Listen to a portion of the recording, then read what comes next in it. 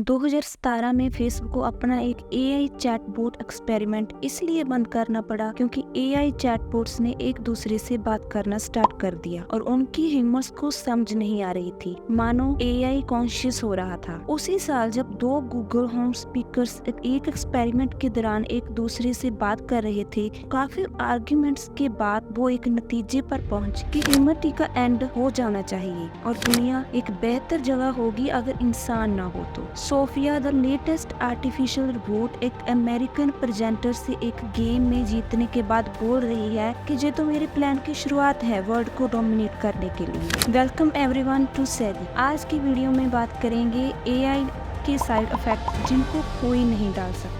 Linux operating system के founder का मानना है कि जिन लोगों को लगता है कि जब एआई अपने फुल पोटेंशियल पर होगा तो वो दुनिया पर राज करेगा, तो वो लोग पागल हैं। फेसबुक के चैटबॉट एक्सपेरिमेंट पर फेसबुक ने बाद में बताया कि भले ही एआई एजेंट्स का आपस में बात करना बाहरी दुनिया को खतरनाक लग सकता है, पर ये एआई की फील्ड में कोई बड़ी बात नहीं। इसके दशकों पहले रिसर्च पेपर पब्लिश हो चुके हैं। बट अगर एआई कॉन्शियस नहीं भी हो रहा है, इसके साइड इफेक्ट्स काफी गंभीर हैं। इससे सबसे बड़ा खतरा है जॉब लॉस का। एआई हमारी जॉब्स को खत्म नहीं करेगा, पर एआई का यूज करने वाले इंसान हमें बेरोजगार करेंगे। रिसेंटली ब्रिटिश टेलीकॉम कंपनी ने बताया कि उनका एम है आने वाले 7 सालों में 10,000 एम्प्लॉइज को एआई से रिप्लेस करना। फॉरकास्टर की माने तो उनके अनुसार AI 300 million full time jobs को खत्म कर देगा। इसमें कोई शक नहीं कि पिछले कुछ सालों में एआई के कारण, खास करके चैट जीपीटी के कारण हमारा काम बहुत आसान हो गया है। काफी काम अब ऑटोमेट हो चुके हैं, पर यही एआई की प्रॉब्लम है, ऑटोमेशन। एआई कॉस्ट इफेक्टिव है, फास्ट है और कुछ कामों में तो इंसानों से बेटर है। आईबीएम के सीईओ अरविंद कृष्णा ने ब्लूमबर्ग को एक इंटरव्यू के दौरान बताया कि आईबीएम ने अपनी हायरिंग को पॉज कर दिया है और फ्यूचर में 7800 जॉब्स को एआई से रिप्लेस करेंगे। अर्जेंटीना के वॉइस ओवर एक्टर अलेहांड्रो गुराओ ने बताया कि उसके बॉस ने उसकी जॉब को एआई टेक्स्ट टू स्पीच से रिप्लेस कर दिया है। टेक्स्ट टू स्पीच जैसे जैसे मोर नेचुरल साउंड करता जा रहा है, वैसे ही वॉइस ओवर आर्टिस्ट की जॉब को खत्म कर रहा है। मिड जर्नी जैसी सॉफ्टवेयर की मदद से आप अपने टेक्स्ट को अमेज में कन्वर्ट कर सकते हैं, तो आप क्यों कोई ग्राफिक डिजाइनर को हायर करना चाहेंगे? सिंथेसिया जैसी सॉफ्टवेयर की मदद से आप अपने टेक्स्ट को एक क्लिक में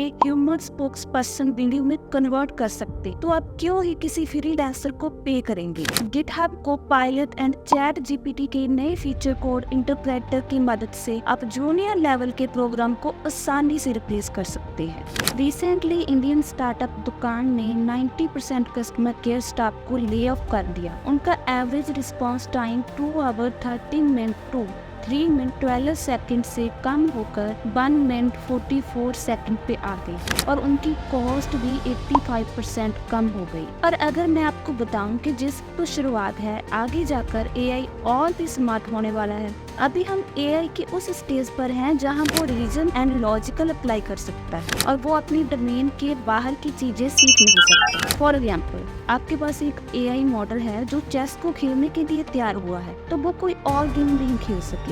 पर एजीआई यानी कि आर्टिफिशियल जनरेटिव इंटेलिजेंस अपनी डोमेन के बाहर की चीजों को भी सीख सकता है। अभी तक एजीआई सिर्फ थ्योरी में ही पॉसिबल है, इसका कोई लाइव एग्जाम्पल नहीं है। इसके बाद स्टेज आती है एएसआई, आर्टिफिशियल सुपर इंटेलिजेंस। इस स्टेज पे मानो हम ह्यूमंस एक कार के साथ रेस में दौड़ रहे हैं। इस स्टेज पर एआई क्लाइमेट चेंज और यूनिवर्स के उन फैक्ट्स को एक्सप्लेन कर सकता है जो हम आज तक समझ नहीं पाए।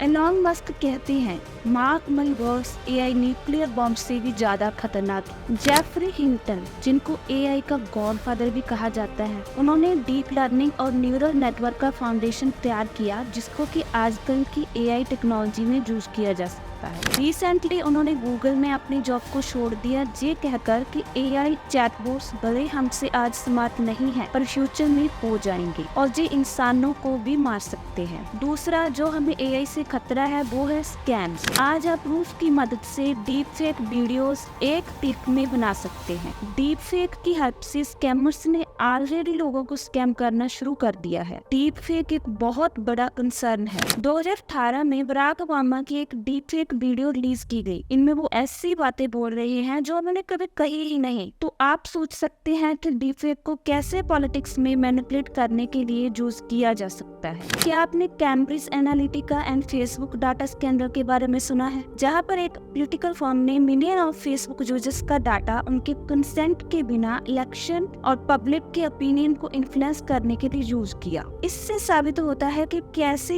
एआई का मिसयूज हो सकता है एक डेमोक्रेटिक प्रोसेस में। केरला में एक इंसान से डीप फेक की मदद से 40,000 का फ्रॉड किया गया। इस तरह चाइना में डीप फेक की मदद से स्कैमर्स ने 5 करोड़ रुपये लूट लिए। जो रोगन की डीप फेक वीडियो तैयार की गई एक स्कैम प्रोडक्ट को प्रमोट करने के लिए। ओपन एआई के सीईओ सैम अल्टमैन का कहना है, अगर ये टेक्नोलॉजी गलत हाथों में चली गई तो ये बहुत कुछ गलत कर सकती है। तो क्या दुनिया को एआई पर काम करना बंद कर देना चाहिए? एआई हमारे बहुत से कामों को आसान करेगा, बट इसको इंट्रोड्यूस करने से पहले हमें बहुत सी न्यू पॉलिसीज की जरूरत है। बहुत सी न्यू गाइडलाइंस चाहिए होंगी ताकि हम इन फ्यूचर जरूरत पड़ने पर एआई के एक्शंस पर कोई डिसीजन ले सके। क्योंकि as you know, with great power comes great responsible.